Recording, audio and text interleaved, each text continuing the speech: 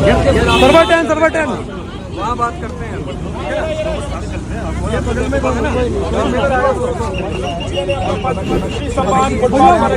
देखिए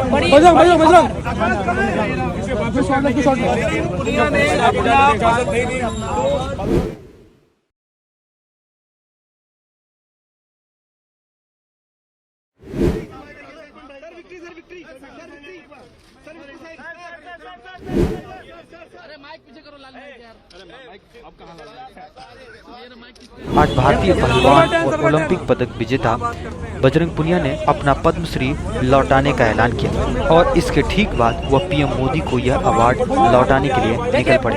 लेकिन आपको बताएं कि वह पीएम मोदी आवास पहुंचते इससे पहले ही उन्हें दिल्ली पुलिस की तरफ से रोक लिया गया। जब वह आगे नहीं बढ़ सके तो उन्होंने वो अपना जो पद्मश्री अवार्ड है वो रोड पर ही रख दिया और लौट गए। आपको ये बात तो पता ही होगी कि आखिर बजरंग पुनिया इतना नाराज क्यों है। आपने अभी कल ही देखा होगा कि साक्षी मलिक ने कल ही कुश्ती छोड़ दिया।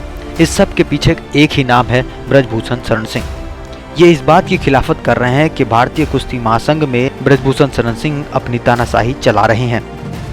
दरअसल अभी ये मामला इसलिए फिर से गर्मा गया क्योंकि ब्रजभूषण शरण सिंह के बेहद ही करीबी संजय सिंह को फिर से WFI यानी कि कुश्ती संघ का अध्यक्ष बनाया गया है। आपको बता दें, बजरंग पुनिया ने अपने ट्विटर हैंडल से एक पोस्ट शेयर किया जिसमें उन्होंने पत्र की फोटोज लगाई जो वो प्रधानमंत्री को भेज रहे हैं। उन्होंने लिखा कि मैं अपना पद्मश्री पुरस्कार प्रधानमंत्री जी को वापस लौटा रहा हूं। कहने के लिए बस मेरा यह पत्र है, यह मेरी स्टेटमेंट है। उन्होंने लिखा कि माननीय प्रधानमंत्री जी, उम्मीद है कि आप स्वस्थ होंगे, आप देश की सेवा में व्यस्त होंगे। आपकी इस भारी व्यस्तता के बीच आपका ध्यान हमारी कुश्ती पर दिलवाना चाहता हूं। आपको पता होगा कि इसी साल जनवरी महीने में देश की महिला पहलवानों ने कुश्ती संघ पर काबिज ब्रजभूषण शरण सिंह पर सेक्सुअल हरासमेंट के गंभीर आरोप लगाए थे। जब उन महिला पहलवानों ने अपना आंदोलन शुरू किया तो मैं भी उसमें शामिल हो गया था। आंदोलित पहलवान जनवरी में ही अपने घर लौट गए जब उन्हें सरकार ने ठोस कार्रवाई की बात कही। लेकिन 3 महीने बीत जाने के बाद जब ब्रजभूषण पर FIR तक नहीं की, तब हम पहलवानों ने अप्रैल महीने में दोबारा सड़कों पर उतरकर आंदोलन किया ताकि दिल्ली पुलिस कम से कम ब्रजभूषण शरण सिंह पर FIR दर्ज करे। लेकिन फिर भी बात नहीं बनी तो हमें कोर्ट में जाकर FIR दर्ज करानी पड़ी। जनवरी में शिकायतकर्ता महिला पहलवानों की गिनती 19 थी जो अप्रैल तक आते आते 7 रह गई थी। यानी इन 3 महीनों में अपनी ताकत के दम पर ब्रजभूषण शरण सिंह ने 12 महिलाओं को अपने न्याय की लड़ाई में पीछे हटा दिया था। आंदोलन 40 दिन तक चला। इन 40 दिनों में एक महिला पहलवान और पीछे हट गई। हम सब पर बहुत दबाव आ रहा था। हमारे प्रदर्शन स्थल को तहस नहस कर दिया गया और हमें दिल्ली से बाहर खदेड़ दिया गया और हमारे प्रदर्शन करने पर भी रोक लगा दी गई। जब ऐसा हुआ तो हमें कुछ समझ नहीं आया कि हम क्या करें, इसलिए हमने अपने मेडल गंगा में बहाने की सोची। जब हम वहाँ गए तो हमारे कोच साहिबान और किसानों ने हमें ऐसा नहीं करने दिया।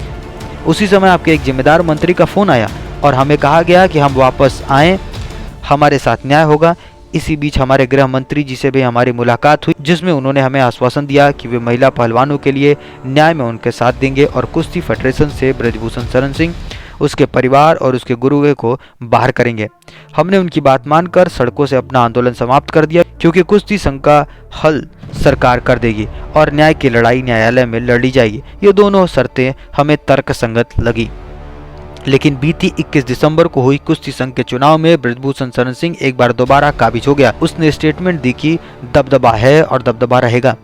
महिला पहलवानों के यौन शोषण का आरोपी सरेआम दोबारा कुश्ती का प्रबंधन करने वाले इकाई पर अपना दबदबा होने का दावा कर रहा था। इसी मानसिक दबाव में आकर ओलंपिक पदक विजेता एकमात्र महिला पहलवान साक्षी मलिक ने कुश्ती से संन्यास ले लिया। हम सभी की रात रोते हुए निकली। समझ नहीं आ रहा कि कहाँ जाए, क्या करें, कैसे जिएं। इतना मान सम्मान दिया सरकार ने, लोगों ने, क्या इसी सम्मान के बोझ तले दबकर घुटता रहूं? साल 2019 में मुझे पद्मश्री से नवाजा गया, खेल रत्न, अर्जुन अवार्ड से सम्मानित किया गया। जब ये सम्मान मिले तो मैं बहुत खुश हुआ था, लगा था कि जीवन सफल हो गया। लेकिन आज उससे कहीं ज़्यादा दुखी हूँ और ये सम्मान मुझे कचोट रहे हैं। कारण सिर्फ एक ही है कि जिस कुश्ती के लिए सम्मान मिले उसमें हमारे साथी महिला पहलवानों को अपनी सुरक्षा के लिए कुश्ती तक छोड़नी पड़ रही है। खेल हमारी महिला पहलवानों के जीवन में जबरदस्त बदलाव लेकर आए थे। पहले देहात में यह कल्पना नहीं करता था कि देहाती मैदानों में लड़के लड़कियां एक साथ खेलेंगे, लेकिन पहली पीढ़ी की महिला खिलाड़ियों की हिम्मत के कारण ऐसा हो सका। हर गांव में आपको लड़के लड़कियां खेलती दिख जाएंगे और वे खेलने के लिए देश विदेश तक जा रहे हैं। लेकिन जिनका दबदबा कायम हुआ है या रहेगा, उनकी परछाई तक महिला खिलाड़ियों को डराती है और अब तो वो पूरी तरह दोबारा काबिज हो गए। उनके गले में फूल मालाओं वाली फोटो आप तक पहुंची होगी, जिसमें बेटियों और बेटी बचाओ बेटी पढ़ाओ के ब्रांड एम्बेसडर बनना था। उनको इस हाल में पहुंचा दिया गया कि उनको अपने खेल से ही पीछे हटना पड़ा। हम सम्मानित पहलवान कुछ नहीं कर सकते। महिला पहलवानों को अपमानित किए जाने के बाद में सम्मानित बनकर अपनी जिंदगी नहीं जी पाऊंगा। ऐसी जिंदगी कचोटेगी ताउम्र मुझे, इसलिए ये सम्मान मैं आपको लौटा रहा हूँ। आपको बता दें, ये पोस्ट आने के बाद तमाम बातें हुई, तमाम तरीके की बातें बाहर आ रही हैं, लेकिन इसी बीच कांग्रेस की तरफ से पूरा समर्थन देखने को मिल रहा है। प्रियंका गांधी तो इनसे मिलने तक पहुंच गई। यूपी कांग्रेस की तरफ से लिखा गया कि कांग्रेस महासचिव श्रीमती प्रियंका गांधी जी ने आज महिला पहलवान साक्षी मलिक जी से मुलाकात की और न्याय की लड़ाई में हर तरह से उनका साथ देने का आश्वासन दिया।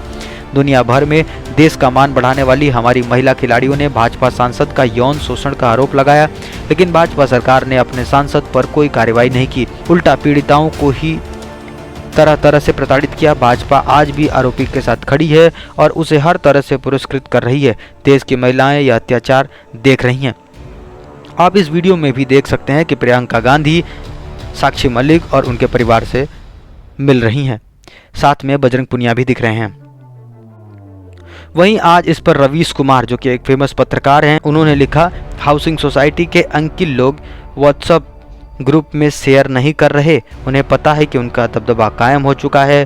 पार्कों में पेट पिचकाने फुलाने वालों को भी दिक्कत नहीं है, उनका दबदबा कायम रहेगा।